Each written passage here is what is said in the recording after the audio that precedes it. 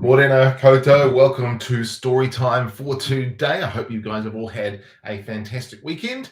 Good to see that the sun is shining a little bit out there, some blue sky. So I hope you're able to get out and do some walking, get outside a little bit as well. Today we are reading There's an Alien in Your Book, and then we will continue on with James and the Giant Peach. But first up, There's an Alien in Your Book by Tom Fletcher. Oh no! A spaceship has crash landed in your book. What a lot of smoke. I think there's something there. Blow the smoke away and turn the page. I'm going to do it, okay? Ah! It's an alien! Look at that big round head. Yuck. And those wobbly antennae. Double yuck. And all those slimy suckers. Yuck, yuck, yuck. Make your scariest faces and shout, "Go away, alien! Go away, alien!" Oh no, it started crying. Perhaps we shouldn't have been so mean. Pat the alien to make it feel better. Just pat him on the head there.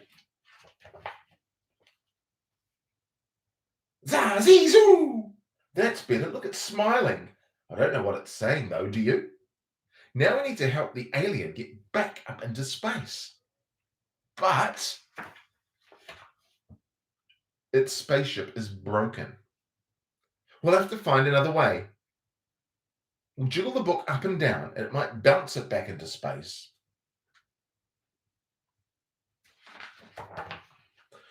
Oh, wow, you bounced the alien high, but not high enough. Try turning the book upside down. Okay.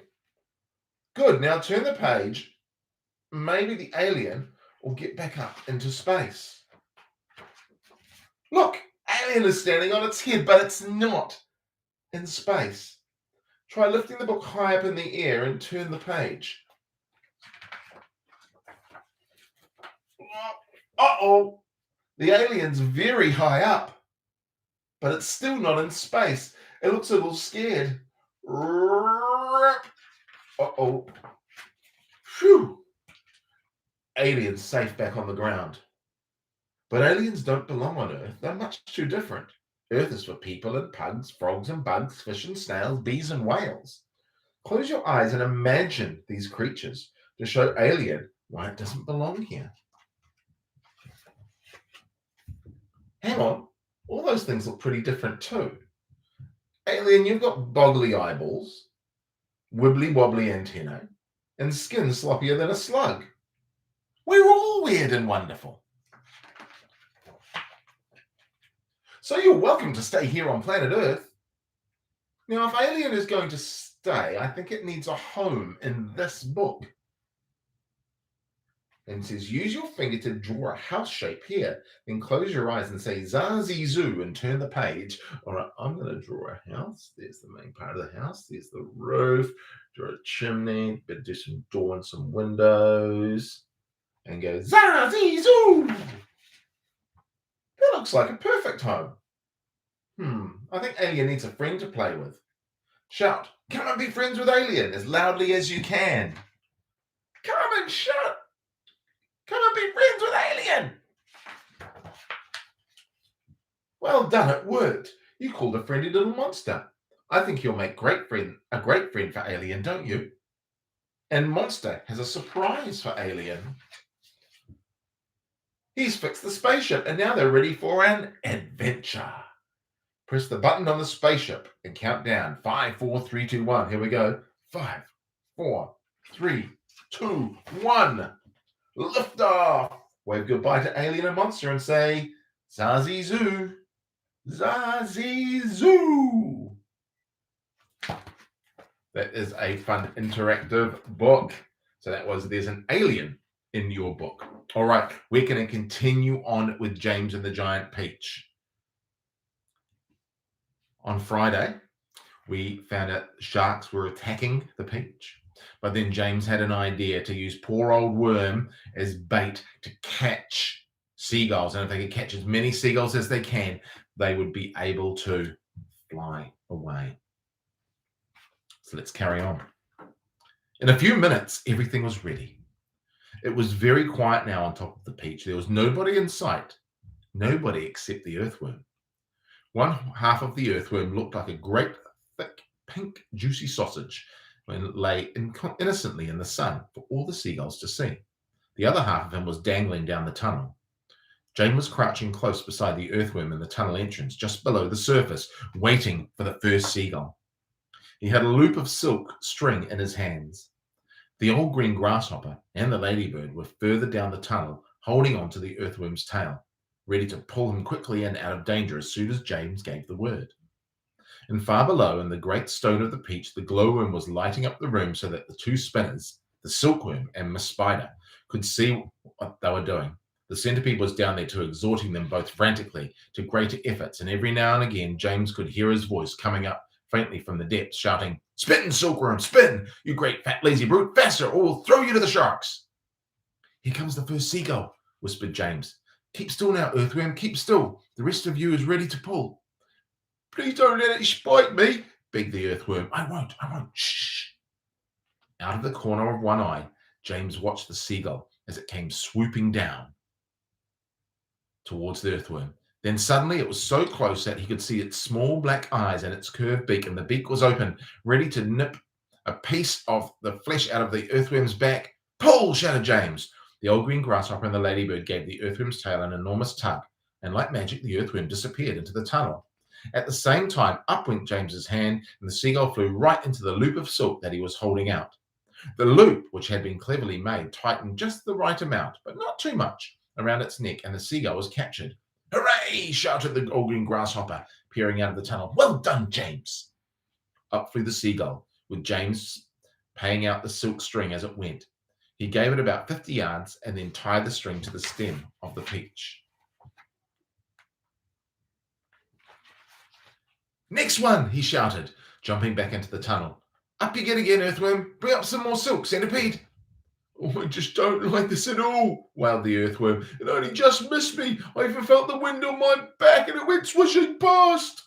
"Shh," whispered James. "Keep still. Here comes another one." And they did it again, and again, and again, and again.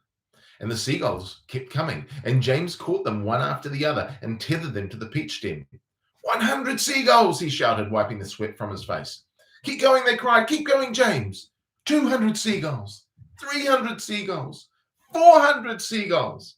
The sharks, as though sensing that they were in danger of losing their prey, were hurling themselves at the peach more furiously than ever, and the peach was sinking lower and lower still in the water. 500 seagulls, James shouted. "Silkworm says she's running out of silk," yelled the centipede from below.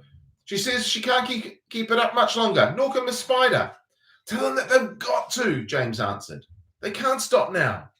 "We're lifting," somebody shouted. "No, we're not. I felt it. Put on another seagull, quick." "Quiet, everybody, quiet. There's one coming now."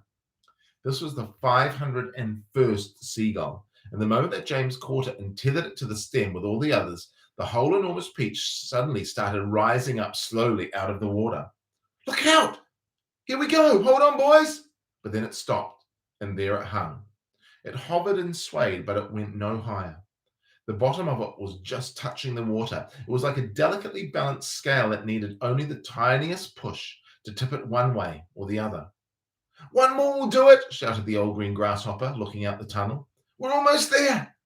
And now came the big moment. Quickly, the 502nd seagull was caught and harnessed to the peach stem, and then suddenly, but slowly, majestically, like some fabulous golden balloon, with all the seagulls straining at the strings above, the giant peach rose up, dipping out of the water, and began climbing towards the heavens. Chapter 23. In a flash, everybody was on top.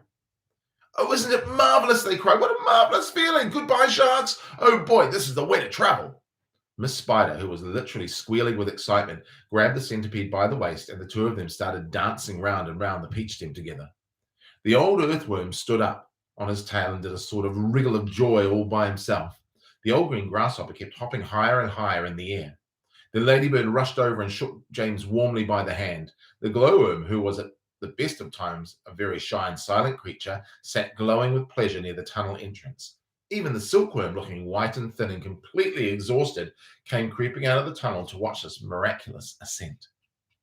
Up and up they went, and soon they were as high as the top of a church steeple above the ocean. "I'm a bit worried about the peach," James said to the others as soon as all the dancing and shouting had stopped. "Wonder how much damage those sharks have done to it underneath. It's quite impossible to tell from up here." "Why don't I go over the side and make an inspection?" Miss Spider said. "It'll be no trouble at all, I assure you." And without waiting for an answer, she quickly produced a length of silk thread and attached the end to the peach stem. "I'll be back in a jiffy," she said, and then she walked calmly over to the edge of the peach and jumped off, paying out the thread behind her as she fell. The others crowded anxiously around the place where she had gone over. "Wouldn't it be dreadful if the thread broke?" the ladybird said. There was a rather long silence. "Are you all right, Miss Spider?" shouted the old green grasshopper. "Yes, thank you," the voice answered from below. "I'm coming up now." And up she came, climbing foot over foot up the silk thread, and at the same time tucking the thread back cleverly into her body as she climbed past it. "Is it awful?" they asked her. "Is it all eaten away? Are there great holes in it everywhere?" Miss Spider clambered back onto the deck with a pleased but also a rather puzzled look on her face. "You won't believe this," she said, "but actually there's hardly any damage down there at all. The peach is almost untouched, and there are just a few tiny pieces out of it here and there, but nothing more." "You must be mistaken," James told her. "Of course she's mistaken," the centipede said. "I promise you I'm not. But there were hundreds of sharks around us. They churned up the water into a froth. We saw their mouths opening and shutting." "I don't care what you saw," Miss Spider answered. "They certainly didn't do much damage to the peach." "Then why did we start sinking?" the centipede asked. "Perhaps we didn't start sinking," the old grasshopper said. "Perhaps we were all so frightened we simply imagined it." This, in point of fact, was closer to the truth than any of them knew. A shark, you see, has an extremely long, sharp nose, and its mouth is set very awkwardly underneath its face and a long way back. This makes it more or less impossible for it to get its teeth into the vast, smooth, curving surface, such as the side of a peach. Even if the creatures turn on its back, it still can't do it because the nose always gets in the way. If you've ever seen a small dog trying to get its teeth into an enormous ball, then you'll be able to imagine roughly how it was with the sharks and the peach. "It must have been some kind of magic," the ladybird said. "The holes must have healed up by themselves." "Oh, look, there's a ship below us," shouted James. Everyone rushed to the side and peered over. None of them had ever seen a ship before. "It looks like a big one. It's got 3 funnels. You can even see the people on the decks. Let's wave to them. Do you think they can see us?" Neither James nor any of the others knew it, but the ship that was now passing beneath them was actually the Queen Mary, sailing out of the English Channel on her way to America. And on the bridge of the Queen Mary, the astonished captain was standing with a group of his officers, all of them gaping at the great round ball hovering overhead. "I don't like it," the captain said. "Nor do I," said the first officer. "Do you think it's following us?" said the second officer. "I tell you, I don't like it," muttered the captain. "Could be dangerous," the first officer said.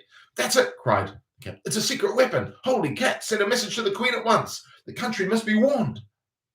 And give me my telescope." The first officer handed the telescope to the captain. The captain put it to his eye. "There's birds everywhere," he cried. "The whole sky is teeming with birds. What in the world are they doing? And wait, there are people on it. I can see them moving. There's do I have this darn thing focused right? It looks like a little boy in short trousers. Yes, I can distinctly see a little boy in short trousers standing up there. And there's a sort of giant ladybird." "Now, just a minute, Captain," the first officer said. "And a colossal green grasshopper." "Captain," the first officer said sharply. "Captain, please." "And a mammoth spider." "Oh dear, he's been at the whiskey again," whispered the second officer. "An simply enormous centipede," screamed the captain. "Call the ship's doctor," the first officer said. "Our captain is not well." A moment later, the great round ball disappeared, and the people on the ship never saw it again. We will leave it there for now. We'll carry on and find out what is going to happen next to the peach as it's flying away through the sky. I hope you have a great day today. Make sure you're engaging in your learning at home. I know your teachers have set some really cool activities, but great to have you with us. We'll be back same time, same place tomorrow. If you, I know I got my link out late today, but if you want to subscribe to the channel, it'll be regularly updated, so you can just jump straight in there to continue watching. Hey, have a great day, and we'll catch up with you tomorrow. Ka kite anō.